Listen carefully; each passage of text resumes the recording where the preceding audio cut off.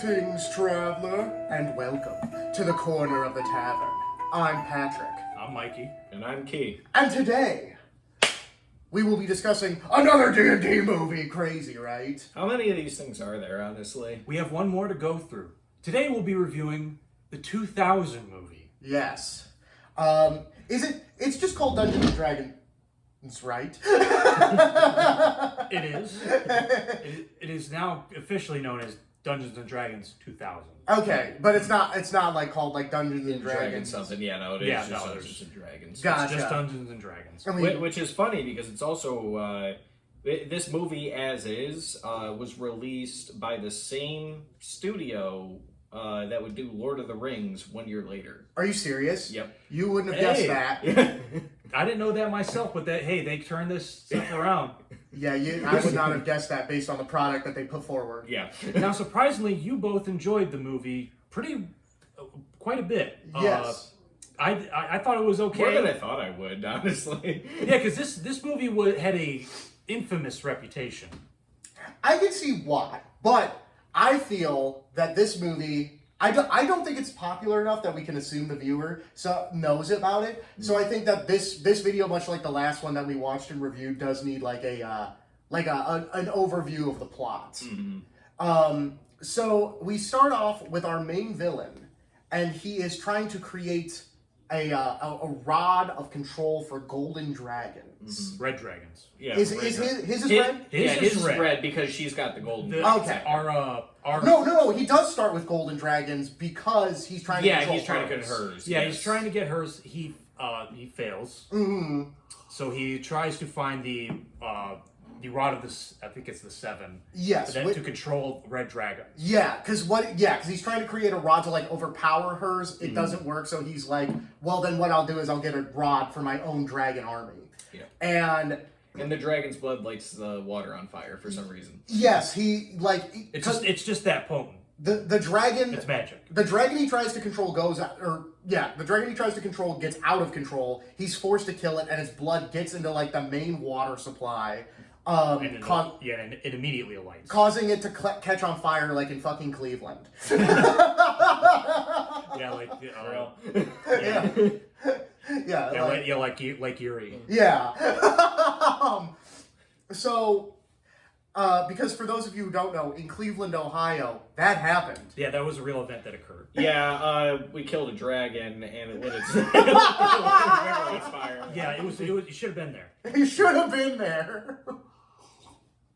The heroes of our time were there. We were celebrating in the tavern. We were brooding at our but it was much better because there was actual people there. Yeah, people were definitely not pissed off and angry and outraged. People were just kind of like, this is based. Yeah. Based brooding.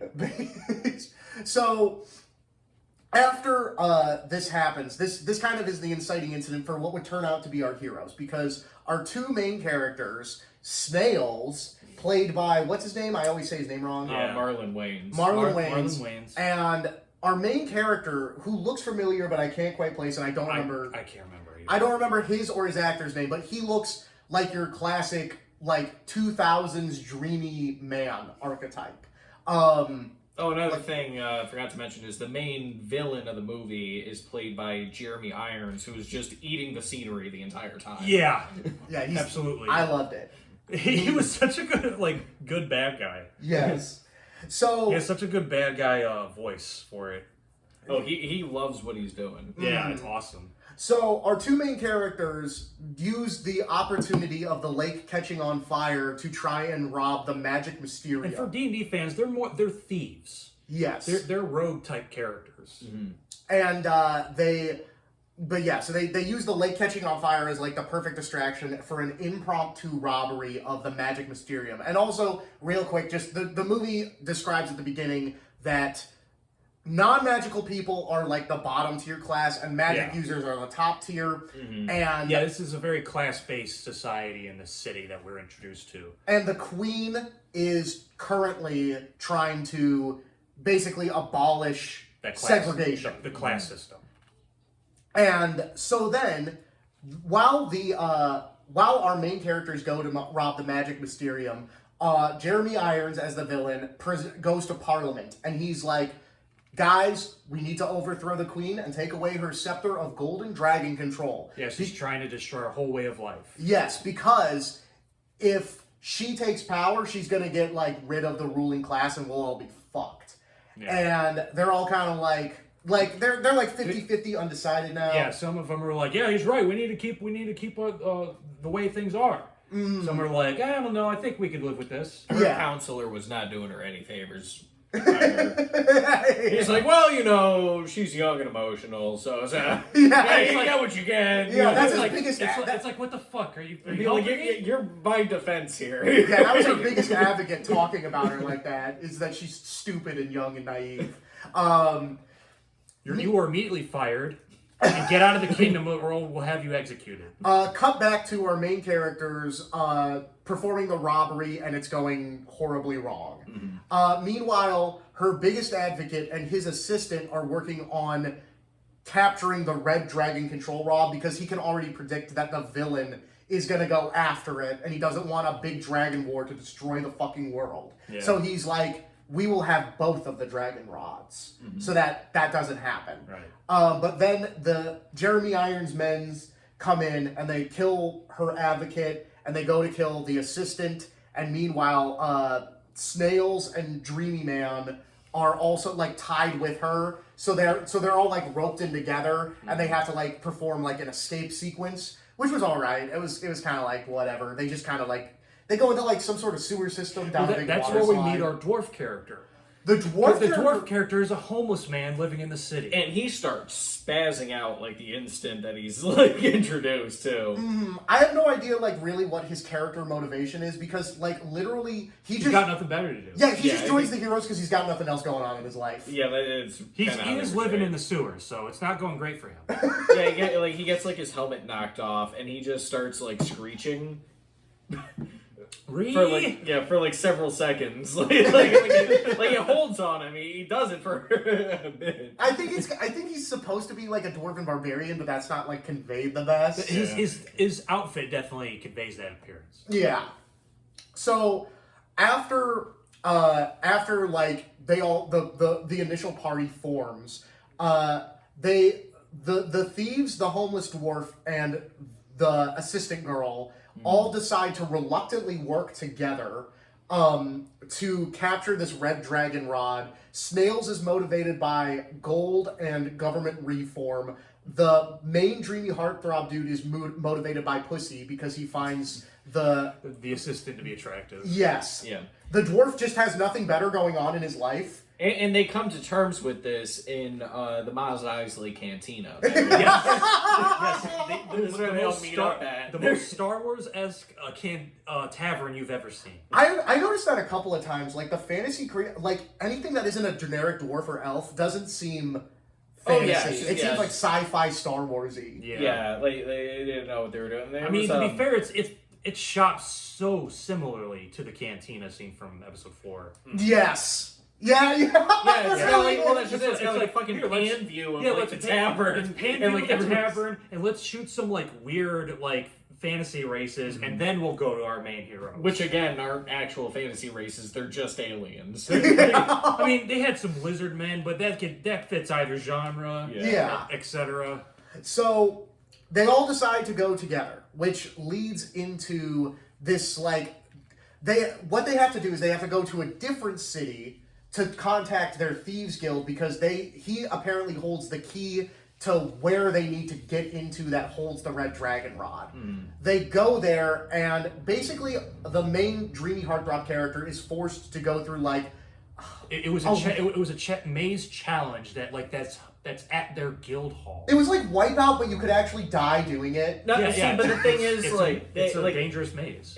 Like every one of those things though was like Indiana Jones. Absolutely. Yeah. Well, I mean, especially at the end. Oh well, I mean, like even from the beginning, because like there's like that scene. He's like if you move through the light, there's like the swinging blades and shit. Yeah, the pendulum blades. Yeah, it's like the same thing. Like in there was also, I think, shooting darts. Weren't There was. yeah, it was like the Raiders of the Lost Ark. darts. Yeah, because like in Raiders of the Lost Ark, there's that scene where he puts his hand in like the light and that fucking thing shoots out. It's like the same thing. Yeah. Like it's every one of the traps was just an Indiana Jones ripoff. It was, and I do like this kind of twist at the end because the way it was presented to him was that like this was sort of like a test of honor or whatever, like It was a test of his thieving abilities. Yeah, that's how it was like pitched to him. But then it's revealed at the end after he gets the key, because now the Thieves Guild master is like, "I'll be taking that, and if you don't give it back, I'm gonna fucking kill you." Yeah. And he reveals to him, "No, this wasn't like some sort of test. I built the Thieves Guild around the dungeon of the key because I and none of my men could get it. I was just waiting for someone to grab it The entire time, and you just happened to come along. Yeah, so hand that shit over to me now." No, that is a fun reveal. Yeah, that was a good reveal. I did enjoy that. So, like this movie's kind of good. Not gonna lie, like it's goofy. It's fucking goofy, but it's a good one. It's goofy, but at the time this movie was released, they couldn't have released at a worse time. Yes. So I will. Because I want to go over all that stuff at the end to talk about like the faults and like why I don't think this movie did so well. But so after like, lucky for our main characters, the Jeremy Irons' men, his main man, and his like underlings break into the Thieves Guild, and a big fucking brawl breaks out. Yeah. Unfortunately, love interest girl is kidnapped while the rest of them escape. This leads to our main characters being like, even though we have the key and we can continue the mission, we must rescue love interest girl and get her back. So they find out where the main bad guy is while she's being tortured, and they break in, and unfortunately for Snails, he runs into a one-on-one confrontation with like the main underling guy. With Lipstick Man. Yeah, with Lipstick Man, who has a like reverse Ezio blade gauntlet. Yeah. And eventually we'll find that he has something else later. Yes. And they have like a fight, but he just stands no chance. And Snails, unfortunately, is murdered. Yeah, he bites the dust. He is dead. But he like beats the shit out of him. Yeah, too. he was like beaten to death and then finally stabbed for a mortal wound and thrown off a cliff. And but he self-sacrifices himself, so our main characters can indeed escape with the girl. So where they take where now like the map or scroll or whatever it was they needed to. So that's what he was splitting off to go grab. Yes. So now the girl, main character, and dwarf are the only party members left, and they get an elf that joins them. She's kind of unimportant. And now we are greeted with what I was very surprised to find was a horribly like tender, heartfelt, and emotional scene where our main character and our love interest have like a really well acted screaming shit fit over the death of Snails. Yeah. Like it's genuinely like their voices are cracking and stuff like that. Like it's like wrought with emotion, but they're like yelling about this guy's snails. Yeah, it kind of pulls you out of it. That's like the one thing that pulls you out of it is like that they're fighting over the comic relief character named fucking Snails. Like Glupshido. He was my best friend. We grew up together. We did everything together. Glupshido died for a good cause. You don't get to tell me what Glupshido died for! He was my best friend, and now he's gone forever! Who am I gonna shit with now? Glupshido. Why did it have to be you? It should have been me! Like, they go on like that, and like, because like, another thing too is like, they're screaming about politics, because that's what she's saying, is she's like, Snails died for a good cause. He's like, you don't get to fucking say that! He was my best friend! You don't know what he would have died for! And then she's like, we're fighting for equal rights! That's what Snails would have wanted! And then they passionately make out, and I'm like, this is a crazy good scene. Like, this is the best scene in the movie. This would have been put like somewhere else with another character. It would have been very good. Like it's like they acted their hearts out, and again, like it's just unfortunate, like because they're. It's not just that they're fighting over this character named Snails. It's that they're in this like shitty like CG background of like this elf forest. Yeah, this elf forest that does not look good at all. And then like, but you're actually getting like this tour de force of fucking acting talent being shown off here. Hey, you know what? I wish the best for those young actors. Oh yeah, because they did fucking amazing. And then, so that scene concludes, and we move on to like basically the main character. They find where they're needing to go. He delves into a dungeon. Where there's not really much opposition. It's just he's the only one that can go through because he's like going through a chosen one style test. Yeah. And it's like a test of moral character because he gets the red dragon staff. Right. And it's held by a skeleton, and then when he takes it off, it talks to him. yes, and it basically spells out for him the test. Yeah. Like, this is a test of your moral character. I couldn't handle it. I died a failure. Will you be stronger than me? And after a little bit of struggle, he proves yes. But unfortunately, when he exits the cave, the party is ambushed by Lipstick Man and his goon squad. And The Gooners. by the Lipstick Gooners. Man and the Gooners. And basically, he's like, hand over the staff and I'll let everyone live. And then he hands over the staff and he's like, I lied. Haha, tee lol. Get wrecked. And he like disappears through a portal. And then what proceeds to happen baffles my fucking mind because then like all of the party members just free themselves. Like the dwarf is like being held by two guys, and the second the villain reveals his betrayal, he just like grabs them by the throats and like smashes their skulls together and kills them. And it's like You could have done that at any time. Seconds ago before I gave him the staff. Yeah, we could have just fought. We didn't need to get captured. yeah, like you chose for this to happen is what this scene communicates to me. And so then. To be fair, the dwarf didn't really contribute much at all to the movie. Not anything. And so then the main character jumps through the portal after the main bad guy, and we are greeted with like the second best scene in the movie, which is when Jeremy Irons gets the dragon staff. Yeah. And he just starts losing. He turns shit. into Palpatine. What does he say? Let the sky run. Let the sky run red with their blood. Because In the most over-the-top fashion you could think of. yeah, he literally delivers it like unlimited power. He does like that sort of delivery with it. And because the princess is now like, because funnily enough, The war is on. Like, while all this is happening, the war is on. Like, gold dragons are attacking, wizards are shooting spells out of the towers. What I found very funny is that Jeremy Irons was right when he was like pitching. Like, he was evil. Don't get me wrong. Yeah, but he had evil motives. he was like, if Parliament votes to take away the dragon staff, she will use it against us and go full dictator. And he was right. She did do that. She did do that. Like, she was fighting for equal rights, but she did just do that. She did take total power away from their form of government. Yeah, because he was like, there is like a scene where they do call a meeting and they vote, and they're like, we vote to take away your golden dragon staff, and she goes, fuck you, I'm gonna kill you all. Yeah, she says, fuck you, I have the staff anyway, so I'm just gonna summon dragons. How about that? Yeah. How about that? Yeah, so it was kind of funny because the bad guy was right about that. He just wasn't lying. But so You're gonna outvote me? Well, too bad about democracy. I have a fucking You dragon know how much staff. I sacrificed. out am I? So they both get their staff of dragon controls, have a big dragon war, destroys the fucking city. It's Armageddon, hell on earth.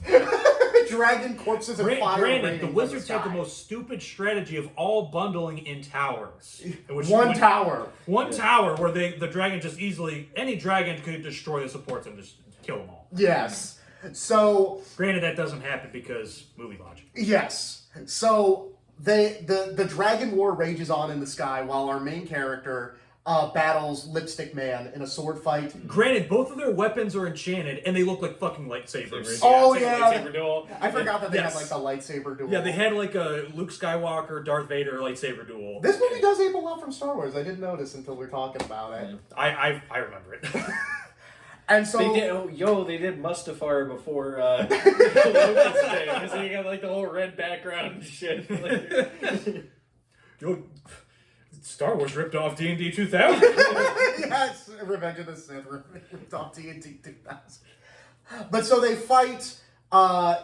Main character defeats Lipstick Man, and He's thrown off the tower. yes, and confronts Jeremy Irons. They have like a little back and forth, but he's just too powerful of a wizard. But he manages to get his hands on the staff, shatters it, so all the red dragons leave, and he's killed by the princess. And then the movie ends with them.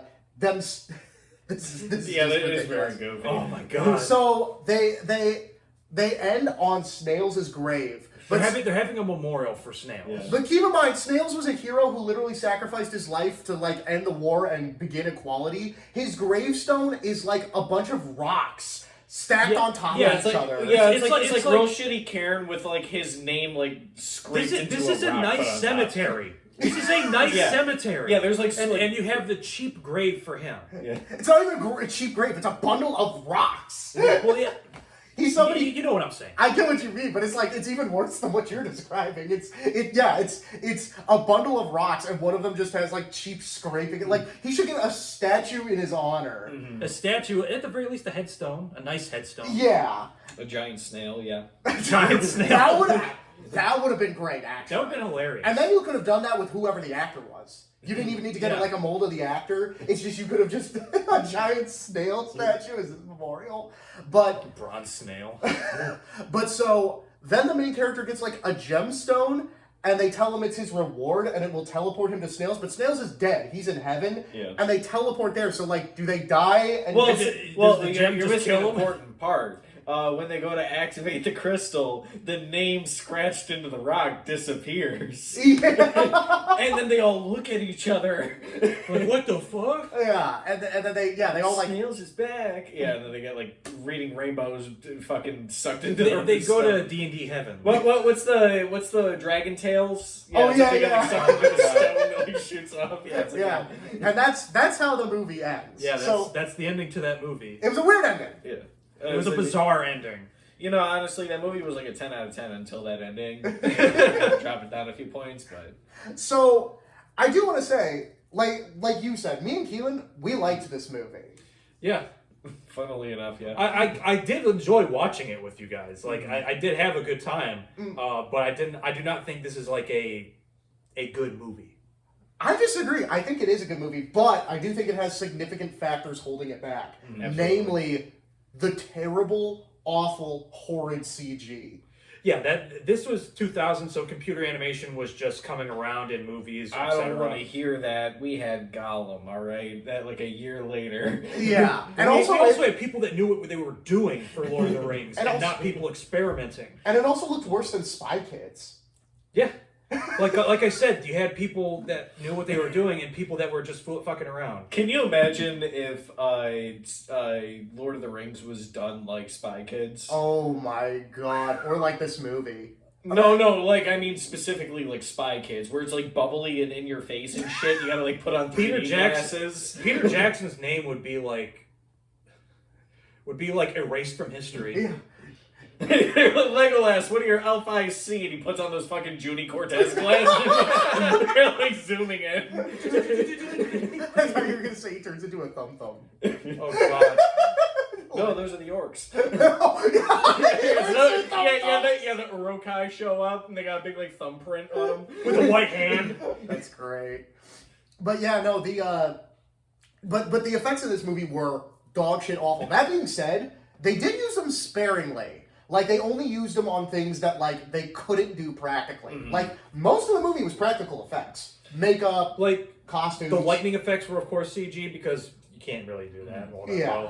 But like... But yeah, no, there were certain, like, costume effects or, like, sets and stuff they did that, like, were, like, practical and stuff like that. Like, the Indiana Like Jones puzzle Yeah, thing that they was, did. Like, I think, that was all mechanical. Yeah. Yes. Unfortunately, so the movie starts off on a bad first impression because the main city is like a wizard's city, so Yeah, it's it's- all CG to try Yeah. and replicate that. Yeah. And the dragons naturally are CG, and we open on that shit. But then when we leave the main city, the second we get into Mos Eisley, like that it's all practical effects. Yeah, it it's all looks people in good. costume. Yeah. And they also keep doing these like quick sweeping like establishing shots of like CG rendered. Oh yeah. Also, there was that weird fucking guy they had to follow around with like a third eye, and he looked. That guy looked the most straight out of Star Wars out of all these people. I was like, this guy did not belong in like a fantasy setting. He looked like that Green Lantern villain. He looked. Oh, yeah, if yeah. you know who I'm talking about, with like the third eye, and he's like got the purple skin and the fish fins on his fucking head. Yeah, just weird. Like Too bizarre. Also vertical eye, not a good look. Yeah, he don't he Keep the shit horizontal. You don't want that thing vertical. It looks a little unintentional, I think. More intentional. Yeah. But so yeah, like, but aside from like the terrible CG, like the acting from everybody was good. Mm-hmm. The plot I thought was. I think the acting in the beginning was a little rough. I would agree with that. Yeah, it was a little hokey at the beginning, but I think it got there, and then like It's because Snails brought it together. dude, he infuriated me in his like opening scenes. Oh when he was- yeah, Like, it's just screaming the entire time. They're supposed to be sneaking into shit. yeah, and he was like bumbling and like tripping over. He was like, "Whoa!" Yeah, he was just like, I could not do crimes with this guy. Dude, what the Fucking fuck kill are him. you doing? Quit touching shit! And it's like, we're here to steal stuff. Yeah, I would have. No, I did say verbally that like if I was on a heist with this guy, I probably would have killed him in like the middle of the job because he's A like liability. He's a liability and a detriment. yeah, like I cannot stay. But that being said, Snails brought me around after a minute. After once his he got grand killed, sacrifice. Even Yeah, before, when you saw his bloody, mangled body at the bottom of the hill. Yeah. You looked at us and said, "Snails!" no, even before that, when he was like at the Mos Eisley Cantina, like the shit he was saying was funny. Oh yeah, no. Like, Well, he kept trying to hit on the elf girl, well, specifically, he was like, trying to shoot his shot. he was like saying I'm in love at first, and then they were like, "You're not in love." He's like, "No, you're right. I'm just trying to hit, but like, let me get at that." Yeah. Yeah, I'm just trying to hit, but come on now. Yeah. Yeah, it was a weird. Another thing that reminds me of that Maz Eisley thing too is because while Jeremy Irons is like the main antagonist of the movie, Lipstick Man is very much like the like main antagonist. He's the to Darth people. Vader. Yeah, he's he like, is absolutely the Darth Vader. yeah, he's the Darth. So he's like the one chasing them throughout all of this. So like anytime the bad guys pop up, it's him and his goon squad. And when they're chilling in the cantina, like he shows up and like he sees them. And, like, they see him, and they start, like, making their way to the exit, and he's telling the goon squad, no, don't do anything yet. I forgot about Yeah, that. yeah, he's like, don't do anything yet. And then, like, as they're, like, getting to the exit, like, a fight breaks out, and then he's like, all right, now go get them. And then, like, they gotta fight through the crowd to go get these guys. Like, why the fuck were you holding off? I think they were holding off because they were trying to take him like sneakily. But the thing is, like, prior to that, they had, like they're They had already, seen, like... they had seen each other Well, already. the thing is, they're like public enemy number one.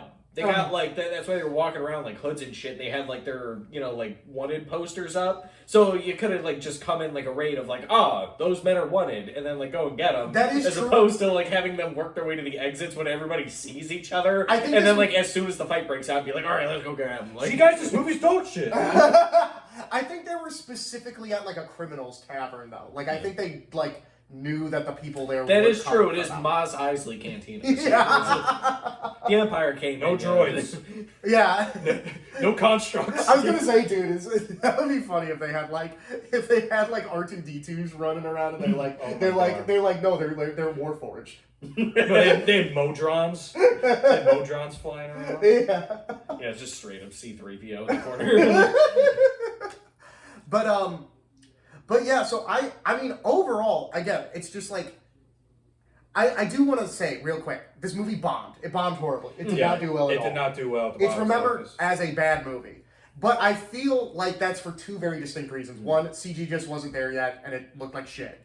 But also, secondly, something we gotta remember is that, like, nerd culture was not in at that time. Oh, No, it was still pretty niche, even at the turn of the century. Especially Dungeons and Dragons. Yeah. Like, at that period in time, if you were a D&D player, it was not like, oh, like the thing from Stranger Things. It was like, oh, you're one of those fucking losers. Yeah, you're a Yeah. weirdo who plays Go to that your game. mom's basement and plays fucking Dungeons and Dragons. Yeah, you dress up and play pretend. You're a fucking loser, dude. I know. Yes. Yeah, we lived through that time. Just barely. Let me straighten my. You're Yeah, you Viking. fucking losers. Does it look good? Excuse me, I get all the e-girls. I have all the Discord kittens. All right.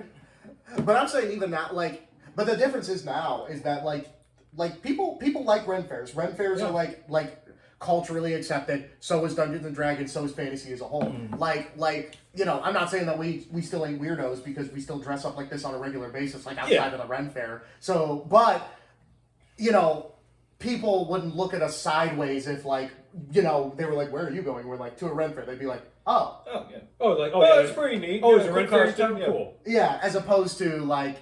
You go to those things, you fucking dork. Like you get that. Why don't you get a life? Yeah, and then they shove you into a locker and give you a wedgie. Yeah. And then they pour hot sauce down my dick hole. I don't think I ever experienced that one. Oh, that was just It's a huge leap. Oh no. Oh no. You had something different going on. Bro, you should have called the police. Off topic. That reminded me. I seen somebody post a video where it was like them recording themselves like going to like the trunk of like some car that's like driving. It's like, y'all remember back in 2020 when like COVID just hit and like we had to ride in the trunks of Ubers and we didn't have a mask. Is that true? I don't know, but people were just like, I've never fucking heard of that. What the hell? They're like, yeah, I think you might need to file a lawsuit. Oh, yeah. I do think you need to file a lawsuit. That's crazy. That's funny. No, but it at that time again, like this shit was lame. Like into pop culture. Like Mikey was talking about earlier off camera, like skateboarding, extreme Attitude sports. Era, peak edginess. Yeah, that was in. That was in. And that's like another thing too about this movie that definitely wouldn't have made it in. This movie's not really edgy. It's silly and goofy. And a bog standard action adventure. No, but they killed the guy. They killed snails. That they eventually tried to do that in another movie, which we haven't watched yet. Yes, and I look forward to that. I look forward to it too, because it's out of these sort of infamously bad D&D movies, it's my favorite. But yeah, no, there's no edginess in this movie, like how you said they killed snails. No, but they did like cut off all his fingers or. I don't think they were doing that at the time. Oh, you know what that reminds me of? I was watching Tales from the Stinky Dragon. I do love Tales from the Stinky Dragon. I've brought it up before, but they were talking about like this one scene, like the players were like horrified because like they were among like these like walrus people, like so they were thinking like ooh goofy walrus people, but they were like racists. They were like walrus supremacists, and at one point they capture like one of their NPC companions, and they like torture him horribly just for being the wrong race. They like break all his fingers and crack open his eyeball with a ball peen hammer. Specifically the ball peen hammer. Yeah. They like that's crazy. And when they describe this to the players, they're like, Jesus. They're like these guys gotta go.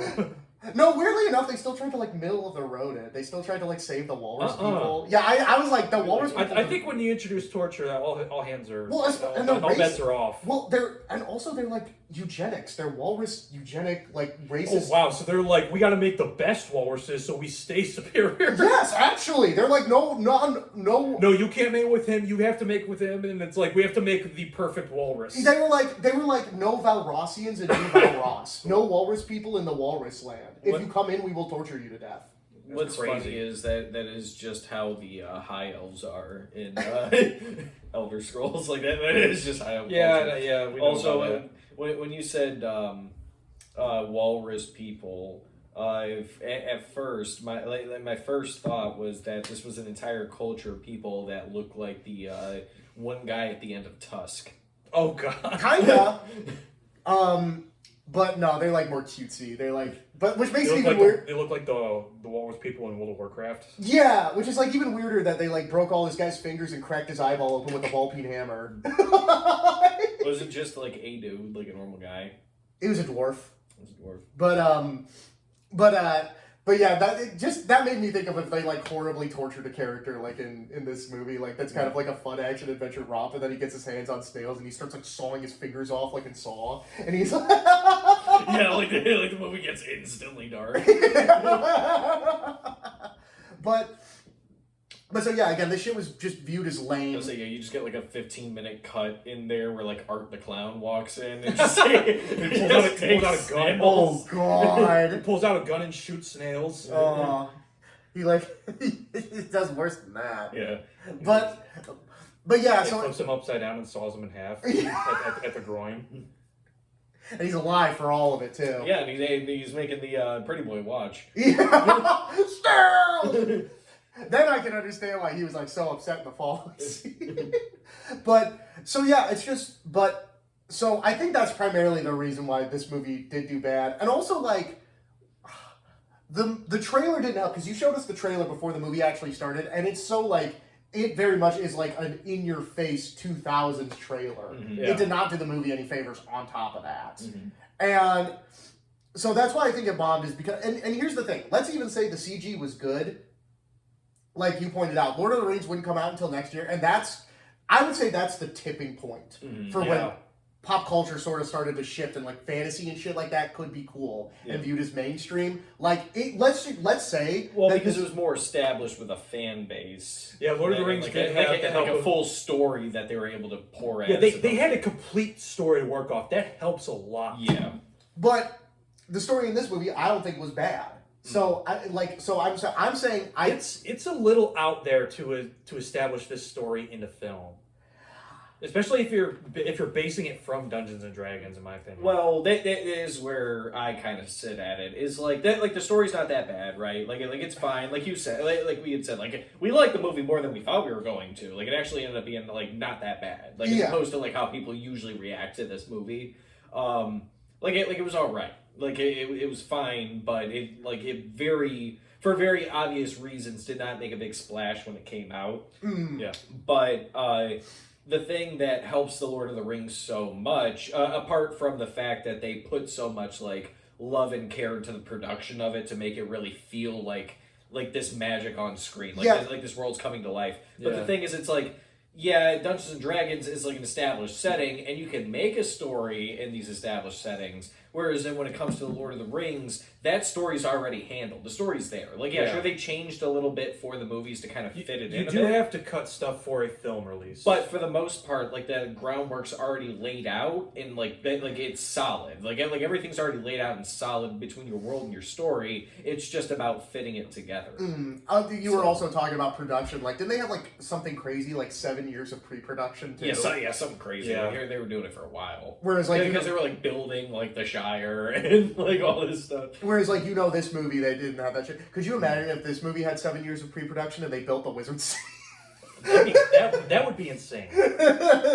Like, they're like, no CGI. They did it Star Wars style, where they made a whole model kit, like, display of the Wizard City, and then just, like, did camera angles and camera tricks with that. That would actually be cool. Do you think this movie would have been better? Because the thing, keep this in mind too. Do you think this movie would have been better if it was done by Christopher Columbus? Because they like the guy who did like the first 2 Harry Potter movies, because those were coming out around the same time. I don't know. It's the story. I think it's the X factor, and or if he was at least on production for like the set or something. I feel like the story would hold him back. I don't know, because the thing about this, here's the thing also, we got to keep in mind, is this movie, like, nerd culture wasn't not even a thing, it was counterculture. Dungeons and Dragons wasn't even just viewed as Dungeons and Dragons wasn't even viewed in a positive light. It was viewed negatively. Yeah, People, it was. Like, it was kind of punk a little bit. It was a stigma around it. Like, so, to answer your question, it's like, because the movie's not bad. I don't think it's bad. I don't think it had bad directing, acting. The CG is the only thing that I can point to and be like, that blew ass. I'm saying, let's even just say it had good CG or didn't even have to use any CG. All practical effects for everything. And like the dragons are puppets. Like they did they did like what you said, where like they used like models and filmed that for panning shots. That would have been fucking sick. Yeah. Yeah, I mean that's how they filmed the trenches on the Death Star in Star Wars. Yeah. But like similarly to Lord of the Rings, Harry Potter was already a successful book series. People already liked it. Again, you play Dungeons and Dragons? Are you a fucking nerd? I bet you suck cock too. You F slur that I can't say nowadays, but everybody was saying back in 2000s. You know what's funny? Is that despite all doing these random Dungeons and Dragons movies, D&D has that. they have the established and beloved Dragonlance books that they could probably adapt into film. They did try that once, and they made it an animated film, and it was not received well. Was it good though? It was not received well. We'll have to check it out. We'll have to check it out. But yeah, Coming soon. We'll watch all of this shit. But yeah, so that's why I do think that these I think that this movie was kind of destined to fail, even if we remove the shitty CG, we give it the whole like Peter Jackson treatment. Mm-hmm. I think I again because Dungeons and Dragons just had such a negative stigma, a negative connotation. I remember as a kid growing up, just hearing about Dungeons and Dragons and the prospect behind it and all that stuff. I wanted to play it immediately, but I couldn't find Absolutely, I did too. I couldn't find anybody to play it with me. I couldn't get my hands on any of the rule books. Mm-hmm. I made my own. I literally wrote out my own stat charts and shit because I loved the concept of it that much. But also, I was a fucking loser growing up. You know what I mean? Same here. I was I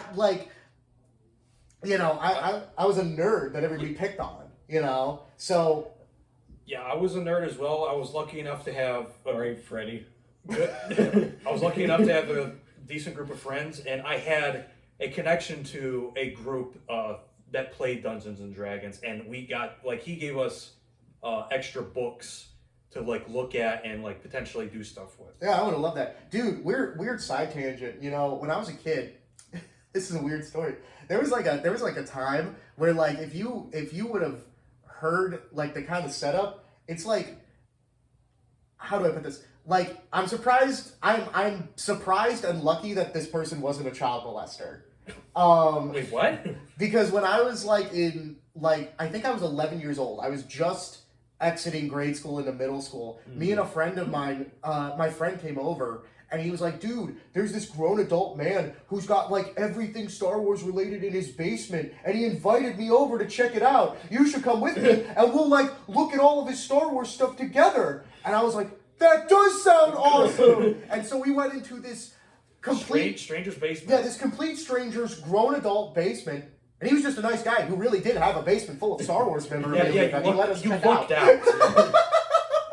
He was just a Star Wars collector. Yeah. And wanted to show off his stuff. and did not have other intentions. Yeah. He was just an autistic man. Guys, there's this van, this windowless van with tinted windows that gives out free candy. It makes you a little sleepy after, but it's free, and then it really is and it tastes really good. Yeah. But so it reminded me. I don't know why that just popped into my head. But yeah, but I get it. Oh, because you were telling me about that grown adult man who taught you Dungeons and Dragons. It reminded me of that. That's a whole different relationship. He was part of a program to help younger people. Yeah, an official program that he was the person he was with. He was a friend of mine, and they introduced me. Yeah, it was literally a random guy in his basement. Yeah, that's different. And we went down there, and it all played out cool. He was yeah, check out these books, and I'm like, whoa, and he's like, check out these figures, and I'm like, whoa, and then he was like, all right, well, did he have an authentic Boba Fett with the launching rocket? I don't remember what all he did. That's the golden figure. No, he didn't let me see anything. He just was like, check this out, and then we looked it over, and we were like, whoa, this is awesome. I hope to be like you when I grow up. And then he was like, yeah, this stuff's pretty cool. Anyway, goodbye. So it was wholesome. It was wholesome, but it could have gone south real quick. Yeah, I just got lucky. But so what's the title going to be for this episode? You just weren't cute enough at the time. Yeah, that was why me and my friend got out, is because we were ugly. Well, see, no, because the thing is, he invited your friend, but your friend brought you, and he's like, Always the fridge guarding the snacks. Yeah, exactly. Fridge guarding the snacks. He's like, damn, I don't have a friend to take the grenade for me. I'll just send them both home. No, he was a really nice guy. Yeah, he needs another guy there to take the grenade. Wasn't there an episode of like It's Always Sunny like that where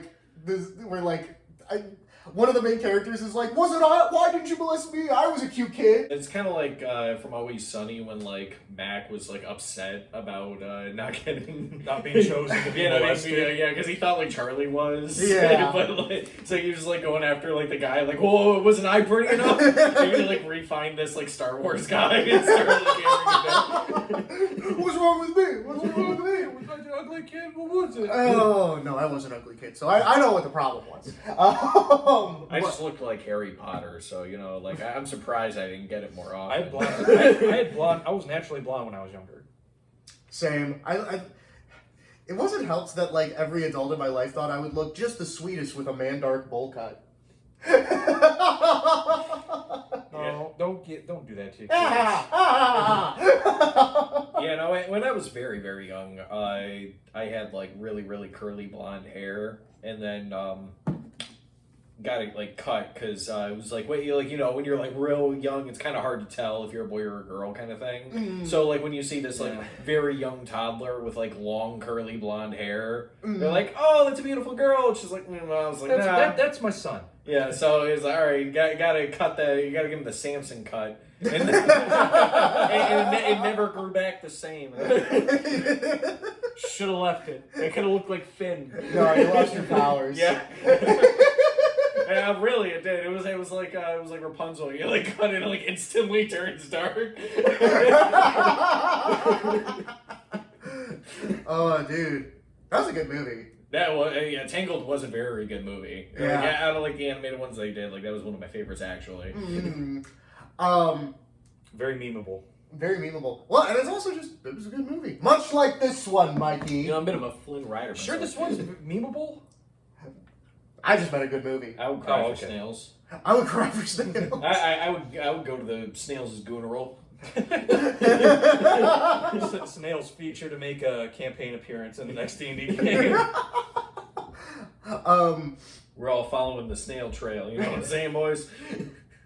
It's Gooner Trail. But yeah, no, I thought this was a good movie. I really did. Mikey, I guess I'll ask you because you're the biggest hater of us of the bunch. I'd be sipping on a haterade. Mm-hmm. Not just for excuse me. That is you in general. You are our resident hater. Yeah. Hating.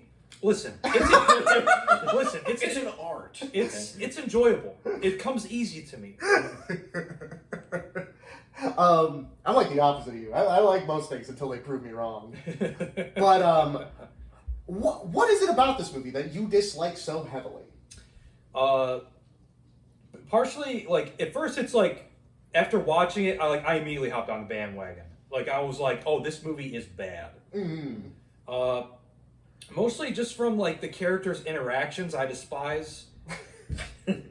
It's generally that. Mostly the character interactions, like just the goofiness of between Snails and our main protagonist. Like that irks me and annoys me. Do you not like lighthearted adventures?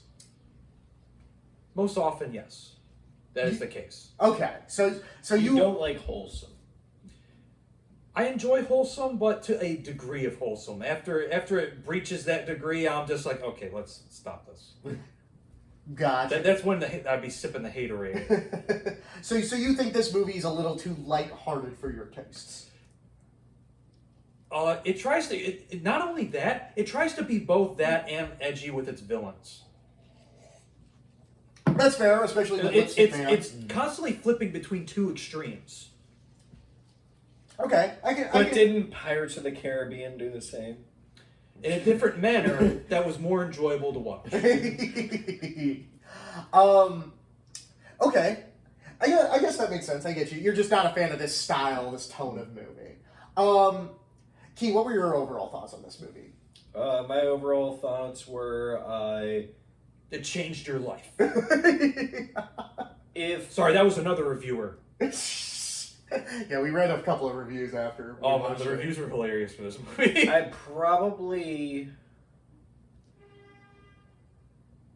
Wagon. Yeah, wagon. I don't know if I would have It's just enjoyed. Jenkins and his jalopy.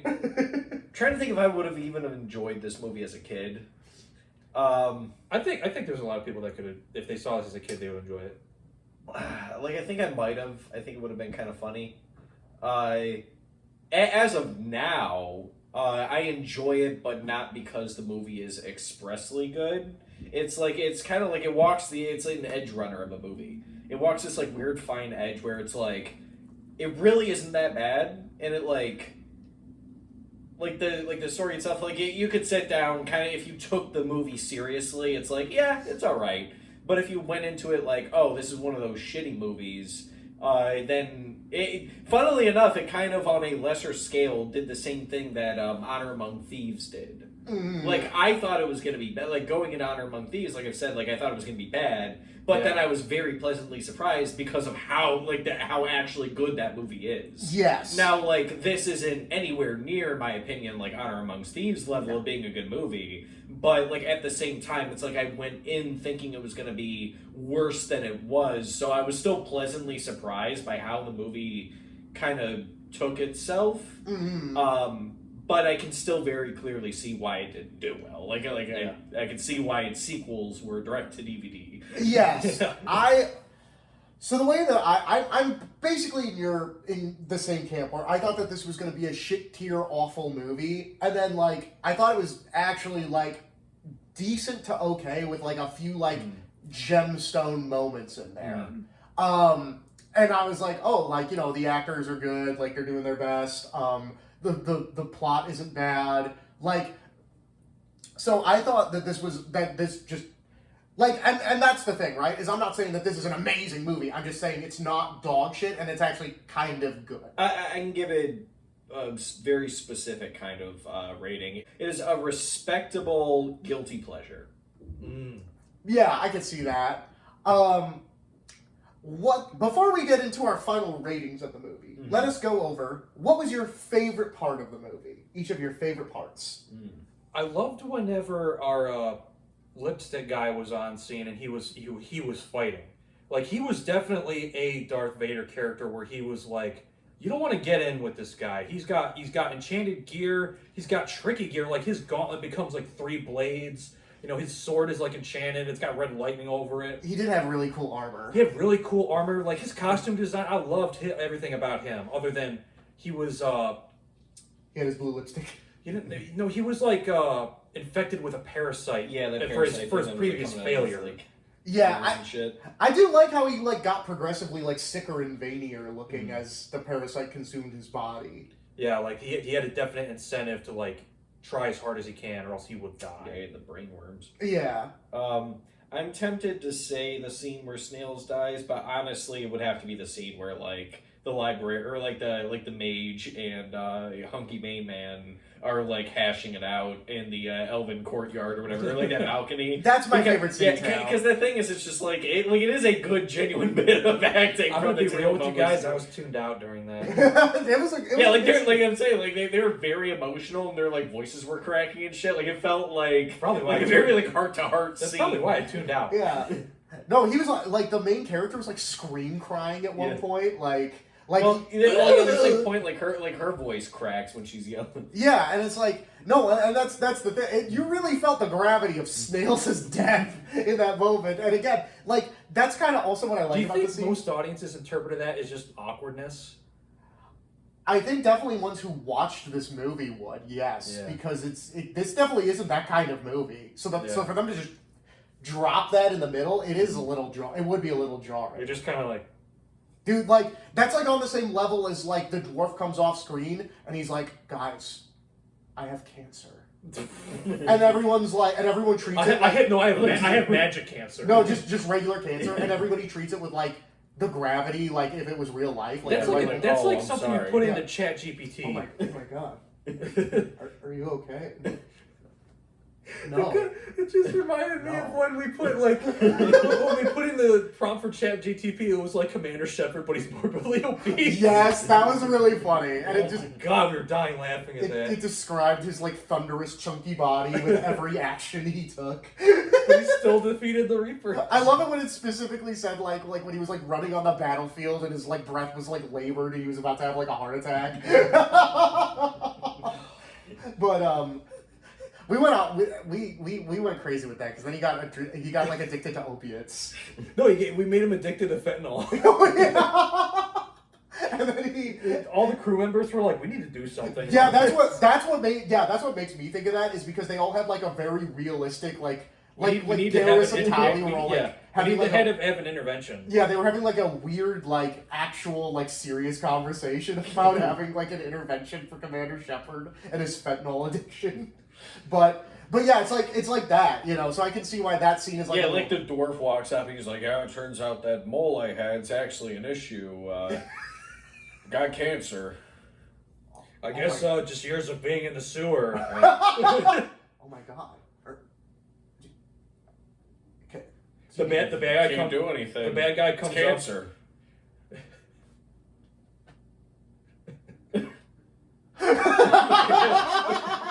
He's very solemn. Well, I mean, that's how it hung out. Like the whole movie was goofy and they're joking and shit. And then that's the seriousness they try and hit you with Snail's death, because it's they throw his body off the thing and they hold on it broken and bloody at the bottom of the hill for a few seconds. And it's just it's supposed to be this very real section. And oh my gosh. Yeah, but that being said, that still is my favorite part of the movie as well. You should have Mortal Kombat fatality in. That would have been crazy. I mean, that's what happened to the cleric in the other movie. That was hilarious. That was funny. Come on, that was an MK level fatality. Oh no, it was definitely. Yeah, he got frozen, eaten, and then exploded. Yeah, and then it didn't help that he was a non-character that everyone after the fact talked about how much they loved him. Would it only make sense for the washed up hero guy to do? Yeah.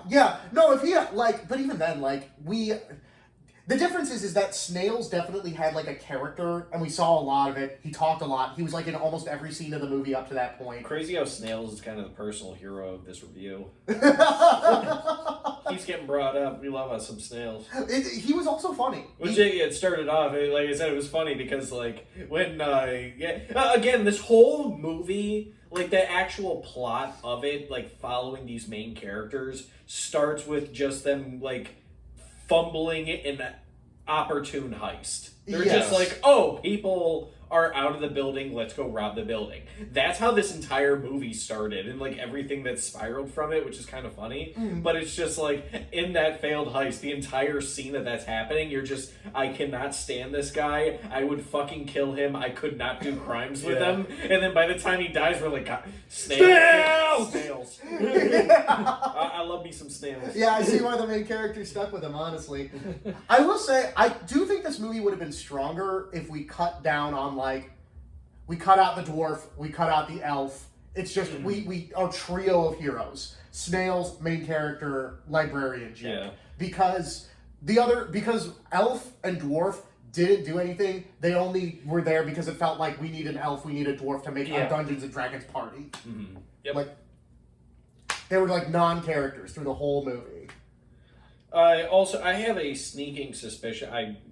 Unconfirmed, but a sneaking suspicion that they were trying to borrow from the design of what's his name, Bruenor Battlehammer for the dwarf. You said that. Yeah, because which for those of you who don't know, he's a famous Forgotten Realms character. He's a dwarf, but he has a very, very similar design to the dwarf in this movie. Being just like dwarven barbarian fighter kind of look to him, but what was getting me was he had the same kind of fiery red beard and a helmet with one horn broken off, which is a very distinctive trait of Bruenor. Like I said, I don't know if that was meant to be an Easter egg kind of nod to the character, or if they just didn't have any other kind of concept art that they were planning to go off of for when designing this character. But it felt almost intentional. But the character himself had absolutely nothing in common with Bruenor in general. So the similarity ended there. Because like I said, the first time he shows up in the movie, he gets hit in the head and he just starts screeching. And then he's just not fine the entire movie. He's just this little fucking spaz. Yeah, I don't think I have much more to say. Oh, one last note. The elf lady looked crazy like Casca from Birds. Oh yeah, no, I brought that up. That's just hey, it's that Casca. actor. Well, no, it was her clothes too. She had the same breastplate, Yeah. the same clothing. Same haircut, same like She the didn't, actress she didn't have the looked same like hair. her. Yeah, no, Mikey's right, but it was Did she Casca. not? No, because Casca Casca has has like straight a bowl hair. Oh well, see, Like me when I Casca was a has kid. more straight hair. well, she had see, the curly thing hair. is that the actress looks so much like Casca. I think I've retroactively just You've put just replaced her with Casca's that. like haircut on her because it looks more like. It was the right length. Yeah, she did have like her design is very close. I'm not denying that, but like there are features that are distinctly not her. Yeah. Yeah, like the sharp ears. The sharp ears, and that's it. But outside of that, like, I don't think I have much more to say about this movie. We have to do worst scene. What was our personal least favorite scene of the movie? I will go first. The opening scene. I'm sorry. Snails' robbery scene. My blood was boiling. I couldn't stand it. Yeah, that was pretty bad. I'm surprised you didn't say the like be careful scene or whatever it was. Oh, where they make like you too. yeah, Yeah. where like he implies he's gay for caring about him. Yeah, I will say because you were bitching about that when we saw the trailer. 'Cause it- like you were very Yeah. upset about that one. Yeah. well, because You were like, oh god. Well, we're 'cause- watching this. here's the thing, it did work a lot better in context. Yeah. Like out of context for like because now that we've gotten like a handle on like Snails and main characters like dynamic, and that he's like a little bit of a repertoire and yeah, and he's a little bit of goofball. He's like a little insincere. Like it's like he's just being a little snarky. But like in the trailer, it just made him look like a total fucking asshole. So, but in the opening scene where he's like being a bumblefuck and like got them caught during the heist, that actually infuriated me. Like, I'm not saying it's a bad scene. I'm saying it's my personal worst scene of the movie. It made me fucking angry. What about you guys? I have to agree with you on the heist scene. That was pretty bad.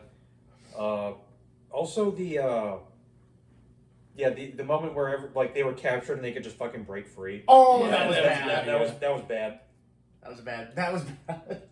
I gotta say, Also just seeing all the wizards in the tower is like their strategy. That pissed me off. That really triggered you. Yeah. I was like, really? They're all in the fucking tower? They could probably fly and shoot magic. Why aren't they attacking dragons? There are a few that kind of do give me headaches like that. Like, yeah, it's like, you could spread out. You're all wizards. You're supposed to be smart. You can fucking, I don't know, teleport to another tower on the ground or wherever you may be. Or fly. Yeah, do something.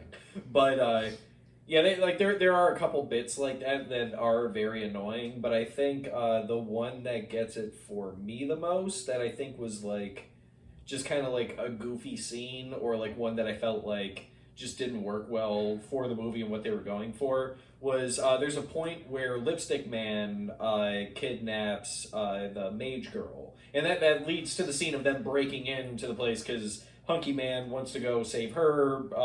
Yes. Snails Are you goes referring off to get when the map. parasite comes out of his head Yes, and yeah. sucks on her brain to get knowledge? Yeah. He's like interrogating her, and like the fucking like worm things come out, and they're like latched onto like her ears, and they're just both sitting there like screaming and making faces. Yeah. at each other. I love that. with like these like really shitty like CGI worms connecting their heads, and they're just ah. Could you imagine how awkward that must have been to film that scene? Oh yeah. Oh, yeah. Well, that's what I was thinking about the entire time, because like you can obviously tell there's nothing here connecting them. So she's sitting tied to a chair, and he's like holding on to her, and they're just like yelling and making faces at each other, and then what kind of like drew me out of it. I gotta say that's probably my worst scene. Fair enough. I think that shit's funny. Okay then. Gentlemen, out of 5 daggers, what would you give this movie? 2. 2 daggers? 2 daggers. 2.5. Like, because 3 would be about average. I think this place is just under that. I think I'm gonna give it 3 daggers. 3 daggers. I can respect that, but I don't want to give it that much credit. That's fair. I just feel that way because, to me, the only things really holding this movie back are the CG, but the CG is so dog shit awful. Well, It's not there. That's part of what draws me back from wanting to give it a full 3, because like if it had like some better effects. And, I'm not like a huge effects buff kind of thing, but it does kind of pull you out. And the thing is, it's like, because the CG isn't quite there of where they wanted to go, and given I do like the acting in the movie, a lot of it is very over the top, and there are certain scenes where it takes itself way too seriously, and certain scenes where it doesn't take itself seriously enough. It's just kind of tonally all over the place, and a lot of these like minor factors cut it back just slightly for me. But overall, like I said, I was very pleasantly surprised by it, because I thought it was going to end up being like a 1 or a 2. So I would bump it up a little further than that. I also thought this movie was going to be total dog shit. I'm going to be real. I think if the special effects weren't so god fucking awful, I'd probably give this like a 3.5 or a 4 out of 5, because I think that this is like a perfectly serviceable action adventure movie with great acting. And so I think that that's kind of what I'm looking at the movie for, like, its good points, but its flaws are just too big to ignore. So Absolutely. That's what drags it down for me. Yeah, I can agree with that. Do you have any closing thoughts on this movie? I do not. I do not. I just hate it. We've talked for a while. I think we've covered everything. Closing thoughts? Yeah, I think I'm pretty good. We talked for a while because this was a very divisive movie, Mikey. This wasn't like the dog shit piece of shit you showed us before. Wrath of the Dragon God. Yeah, this wasn't Wrath of the Dragon God. We're just everything guys, was we fucking still have another movie to go through. Which is funny because Blue Lips is actually the main villain from Wrath of the Dragon God. Yeah. So he just keeps getting brought back through. Hell yeah, dude. Which you're gonna have to remind me on this. Is he the same character? Is he supposed to be the same character? I believe he's supposed to be the same character. Because it would make some sense considering he is dead at the beginning of Wrath of the Dragon God. He's like a lich or whatever, and regains his vitality. Yeah. So it's a little ambiguous. It's a little confusing to me personally. But all right, guys. I wouldn't recommend spending too much mental energy. We hope you enjoyed this episode of The Corner of the Tavern, and we hope to see you next week here in The Corner of the Tavern. It's been a minute. Okay. Let the skies rain with their blood!